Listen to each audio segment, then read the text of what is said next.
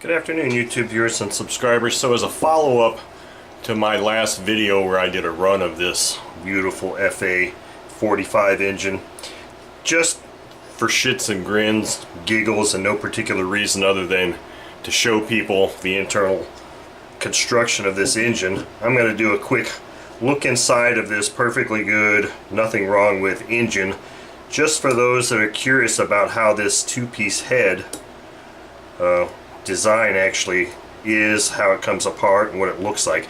Now this engine is actually ringless. It does not have a ring, so it's more like an AAC or an ABC style construction, which is also another thing that makes this engine quite different, is in that most Saito engines have rings, compression rings. This one does not, so I thought that alone kind of warranted a quick look inside of this engine. Now I don't know if this engine was cleaned up or if this is the original condition, but so I'll have really no way to verify that at all. Now let's take this off. So here's another thing with these older Saito engines like this. They have this carb arrangement here where it's held in place with one screw on a mount like this. I've seen a ton of these where this thing gets, well, I say a ton, probably a handful, where that mount gets broken for some reason. And that was probably a reason why Saito went away from that rather quickly, because this mounting tab would get broke off and then you got really nothing holding your muffler in place.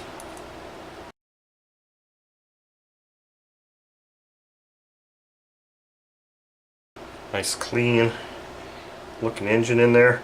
Even this connecting rod seems to have a little bit different profile than I've seen on more modern engines, so that's kind of an interesting tidbit there. I don't think I'm going to pull the plug out, but as you can see, I've got 3 screws here that need to come out.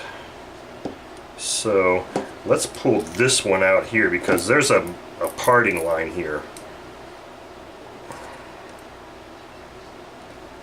It's actually been a while since I've been inside one of these myself, so it's kind of an interesting thing for me too. Okay, so look at that. One screw, and you pull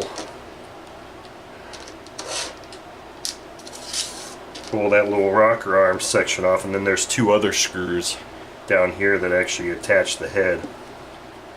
So the head is actually held in place with 4 screws total, and then that one screw just holds that one piece in place.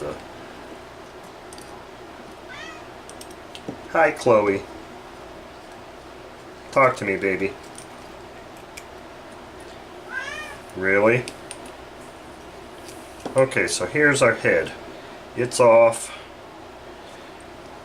You see a nice... Doesn't look like this engine has a whole lot of runtime, if this is original and if it has not been cleaned.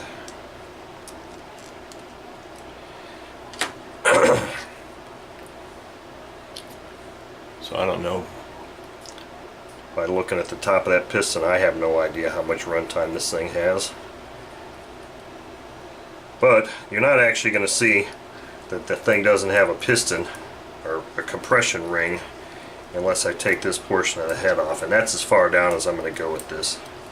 There's really no need to show anything more than that here. But we'll do this here real quick. Doesn't take but a minute. Okay, so here we go. Head's off. Let me pull this thing out real quick and see that there is no ring. Now, what looks like that might be a ring is really not a ring at all. So there you have it. No ring at all on this engine, and that's as far down as I'm tearing it down also. The other thing that's different about this engine that other Saito engines don't feature is that it doesn't have those Teflon pads here. It has the little spring retaining clips that hold the wrist pin in place. So aside from that, we're going to put this engine back together here. But anyway, that's a quick look inside.